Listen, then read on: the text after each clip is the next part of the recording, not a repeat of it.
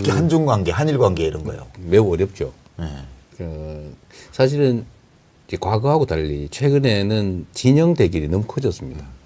근데 하나 우리가 참고할 거는 미국이 중국에 대한 공세 작전, 대결 작전을 펴는 것처럼 보이죠. 그렇죠. 그렇죠. 하고 있죠. 네. 그럼 그게 다냐? 사실은 우리가 안 보이는 데에서 협력을 해요. 필요한 부분은 또 협력을 한다고. 협력, 경쟁, 대결이 사실은 일상적으로 같이 이루어지고 있어요. 근데 우리한테 보이는 건 대결 국면만 보이죠. 그것만 하라고 그러죠, 우리 보고. 또 그런 것도 있죠. 네. 그런 거 한국시켜가지고 하고. 네. 그러나 어쨌든 대결 국면이 좀 강하기 때문에 우리가 이거를 깨겠다는 생각을 하기는 실제로는 어려워요. 네, 우리의 상황이. 그래서 한미 간 협력은 저는 매우 중요하다고 보고요. 왜냐하면 우리의 이 토대 비슷해요. 이게 부인할 수 없어요. 또 아까 말한 일본 관계도 저는 제가 사실은 매우 일본의 행태에 대해서 매우 비판적이긴 한데 거시적으로 봤을 때 협력해야 되는 거 맞아요. 서로 손해예요. 그러니까 이거는 좀 분리 대응을 좀 하자. 과거사 문제, 또 뭐 독도 문제 이런 것들, 그 싸우는 거 싸우고. 그러니까 경제적인 문제나 예를 들면 문화사회적 측면은 뭐 그것까지 그럴 필요 없잖아요. 원래 전쟁을 하면서도 오른손으로는 주먹질하면서도 왼손은 잡는 거 아니에요. 세상 일이라고 하는 들었죠. 그것도 실용주의. 그것도 실용주의죠. 실용주의. 먹고 사는데 도움이 되니까요. 왜 뭐 쓸데없이 모든 걸 싸우는 데다 투여할 필요는 없어요. 그렇지. 척질 필요 없어. 그런데 중국이나 러시아 관계 문제는 그렇다고 해서 여기를 다 버릴 수는 없죠. 버릴 수가 없어요. 그렇죠. 버리려고 해도 안 버려져요. 아직 붙어 있는데 어떡할 거예요. 우리가 경제적인 연관성이 너무 크고 지리적으로 물리적으로 떨어질 수가 없어요. 운명이에요, 운명. 그래서 이거를 그러니까 한미 관계, 한미 동맹을 존중하고 한미 협력 관계를 제대로 구축하면서도 러시아, 중국과의 관계는 잘 관리해야 된다. 그러니까 이렇게 얘기할 수밖에 없고 실제로 그 사이에 많은 것들이 있을 수 있죠. 근데 지금 상황은 많은 전문가들 얘기로는 미국이 소련이 강대할 때는 강대한 국가로 존속하고 있을 때는 소련을 이제 지정학적 라이벌로 규정을 하고 소련을 고립시키기 위해서 중국을 활용을 했다는 거예요. 미중 관계가 그때부터 이제 닉슨 때부터 시작해서 급속도로 좋아져서 쭉 잘 오다가 중국 경제가 굉장히 발전을 하고 그리고 소련은 해체되고 그러면서 중국 GDP 규모가 총액이 미국의 약 70%에 다가서고 이렇게 되면서 미국이 중국을 새로운 지정학적 라이벌로 지목했다는 거예요. 한 10여 년 전부터. 그게 오바마 때부터인데 트럼프 1기 때부터 본격화됐다는 거예요. 바이든도 그걸 이어갔고 지금 트럼프 2기 와서도 마찬가지고. 그래서 중국을 지정학적 라이벌로 규정을 하고 이것을 봉쇄하는 노선을 쓰면서 아시아 태평양 쪽을 그 봉쇄선으로 조직하고 그러면서 한일 관계를 붙이려고 그러고 그다음에 중국에 대한 혐오를 조장하고 선생님 아까 말씀하셨습니다. 그런 눈에 안 보이는 작업들을 하고 그거에 호응하면서 윤석열 정권이 우리 내부에서는 협중 정서를 조장하고 그리고 이제 외교 노선에서는 반중 노선으로 가고 이렇게 되면서 한중 무역 관계가 파탄 상태로 들어가면서 우리 경제에 외부 충격이 왔다.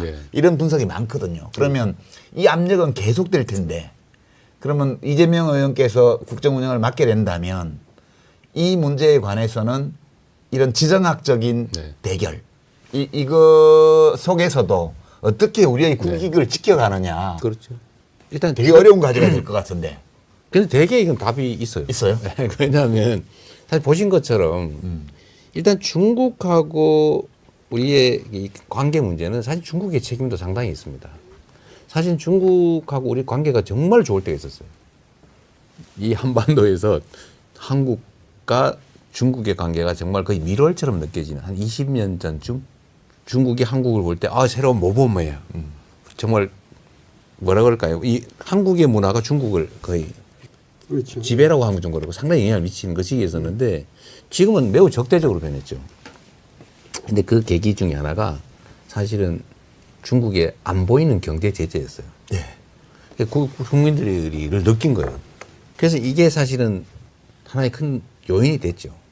어쨌든 그 문제에 대해서는 중국에 좀 책임도 없다고 할 수 없고 어쨌든 이게 지금의 그 한중 그 갈등의 한 큰 원인이 된 거기도 해요.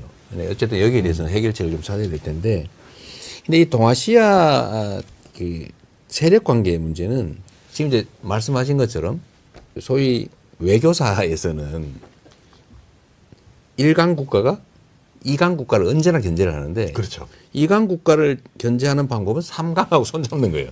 언제나 그랬어요. 그 우리 몸값이 올라갈 수 있는 거 아니에요, 이거? 그러니까 바로 그거죠. 어쨌든 미국 입장에서는 중국 견제를 위해서 러시아하고 손을 잡기로 한 것 같아요. 그렇죠. 그리고 중국 봉쇄를 위해서는 북한하고 관계를 개선해야 돼요. 근데 이게 우리한테 기회 요인이죠. 사실은 우리가 남북 관계도 개선을 해야 되잖아요. 그렇죠. 지금 안 그래도 그 얘기 하려고 그랬는데. 지금 최악인데. 이 맥락에서 해야 될 거 아니에요. 그렇습니다. 그렇죠. 그러니까 사실은 미국은 북한하고 관계를 개선할 거예요. 그 길로 갈 수밖에 없어요. 왜냐하면 미국이 북한의 쓰임새를 최근에 와서 발견한 거 아니에요. 그렇습니다. 예. 지금 국제 정세가 미국과 러시아가 가까워지고 러시아와 북한은 특수관계고 특수관계가 됐죠. 예. 우리 윤 정부가 너무 심하게 하는 바람에 너무 가까워졌어요. 우리한테 매우 위협 요인이 됐죠. 그러나 어쨌든 북한에 대해서 미국은 관계 개선을 할 거고 중국을 견제하기 위해서. 그러니까 우리는 북한하고 미국 관계 개선될 때 우리가 제3자 입장에서 멀리 떨어져 있으면 이거 큰일 날 수가 있어요. 예. 그러니까 미국하고도 이 문제에 대해서 서로 윈윈할 수 있죠. 지금 트럼프는 북한의 쓸모가 있다고 보고 지금 하는 그렇습니다. 거지. 예. 그 어떤 전문가는 무슨 노벨 평화상 얘기하는 건 헛소리라고 그러더라고요. 그런 거 아니라고. 트럼프는 노벨 평화상 상금을 한 1억 불쯤 주면 관심을 가질 거라고. 돈이 관심이 있기 때문에. 그러니까 미국의 대통령으로서 미국의 장기적인 군사전략적인 이익을 위해서 움직이는 걸로 봐야 된다. 그렇습니다. 그 맥락에서 보면 중국을 지정학적 라이벌로 설정을 하면 북한이 쓸모가 있는 존재가 된 거라고. 그렇습니다. 예. 그러니까 남북 관계도 개선의 기회가 올 거고. 그렇죠. 특히 이제 최근에 그 미국에서 그 파나마 운하, 예. 파나마 운하 뺏어오겠다고. 또 하나 더 있어요. 그린란드를 네. 군사적으로 점령해 버릴 수가 있으니까 미국으로 넘어와라. 아니면 팔아라. 예. 근데 그 이유가 뭐겠어요? 사실은 북극 항로 때문입니다. 온난화 때문에 네. 북극 항로가 열리는데 이거는 수에즈 운하, 파나마 운하를 다 피할 수 있잖아요. 엄청나게 가까운 거리로 항로가 열리는데 여기에 대한 주도권을 누가 갖냐. 사실은 이 문제도 사실 걸려 있어요. 그러니까 이거는 정말 외교 역량이 정말로 중요한 상황이 됐고 우리한테 기회죠. 예를 들면 이제 해양 경쟁이 벌어졌는데 그 중국하고 사이에. 그렇습니다. 중국 봉쇄를 위해서는 엄청난 전함들이 필요한데 미국이 배를 못 만들어요. 그래서 조선업이 다 망했더라고요. 미국은 조선업을 할 수가 없는 상태예요. 근데 우리가 세계 최강이에요. 그러니까 이것도 또 하나의 요인이죠. 북극 항로 문제. 그래서 트럼프 쪽에서 해군 얘기를 하는 거예요. 해군 얘기하는 겁니다. 그러니까 이것도 사실은 잘 관리를 해야죠. 그래서 우리한테는 기회가 많이 열려 있어요.